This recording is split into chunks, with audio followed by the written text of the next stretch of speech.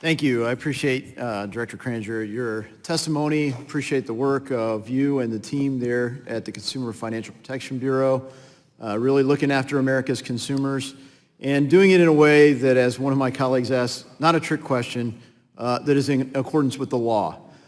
Frankly, some of us did share concerns that there were activities that were taking place there while maybe not inherently illegal because of the vast authority directed to the director of the CFPB or the agency, were applying standards that were clearly not spelled out in law. And so I think as a matter of course, most people will agree that when consumers have clearly defined laws, they are better protected. Would you agree with that assessment? Yes, I would.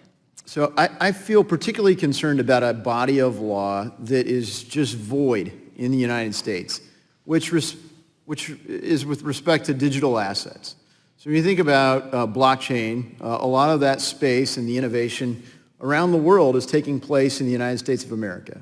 The innovators are here, they're doing research here, they're coming up with great companies here, but a lot of them are finding that they need to raise capital outside the United States. They're leaving the United States, not to avoid our laws, but to find some laws where they have legislative certainty.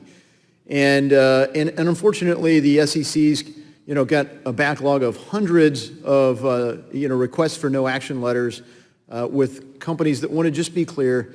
The SEC isn't going to come back after the fact and say this is a security that you're involved in. They've only issued 2, and when Director Clayton was here, I referred to that process as essentially all the charm and inefficiency of a third world power structure. And in some ways, all of CFPB structures suffers from that same flawed power structure, as you and others have alluded to. Frankly, a lot of concerns about the constitutional structure of it, but even the efficacy of it. The base structure of the CFPB could improve. When you look at this void in digital assets, I applaud you for recognizing it and creating this process for the prospect of no action letters from the CFPB. But I have the same concerns, frankly, that on a company-by-company basis, we're still going to look at a patchwork. And what we really need here is a law.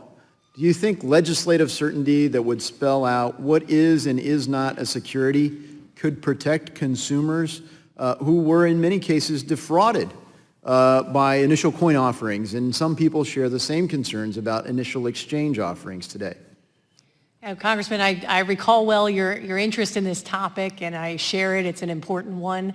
As you know, the Dodd-Frank Act stipulated that things identified as securities and commodities under the jurisdiction of the SEC and the CFTC are outside of the CFPB's purview. So in many respects, I also am kind of at the tail end of that, looking at the SEC and CFTC's leadership in terms of how they define where they're playing in this arena. It is something that the interagency is discussing, and the CFPB is there appropriately for that conversation. So that's at least the status of the way that this arena is looking. Yeah, and thanks for respecting the boundaries that are there. I mean, to some respect, it's not like the SEC, CFPB, FTC aren't supposed to protect consumers as well. It's not like the United States suddenly realized we should protect consumers and in the Dodd-Frank Act created the CFPB. We were already supposed to be protecting consumers with numerous other agencies, but of course creating the CFPB, highlighted that and it frankly gave a lot of extra resources to that cause. One of the ways that when I think about UDAP and your reference to that, one of the ways that you can't just put whatever you want in the terms and conditions. Are there abuses of these terms and conditions?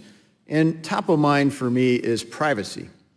So when we look about lending, for example, we've got all kinds of laws there, but in the United States, we also have a regulatory void with privacy. Who owns the data? Can somebody just say that in a 6-point font and 400 pages that in exchange for free access or free stuff, you give over your freedom and your right to privacy? Are you looking at privacy in any way as a consumer protection? So again, certainly I am personally concerned about privacy, and we're looking at and very carefully protecting the privacy rights under the Act consistent with the data that we collect.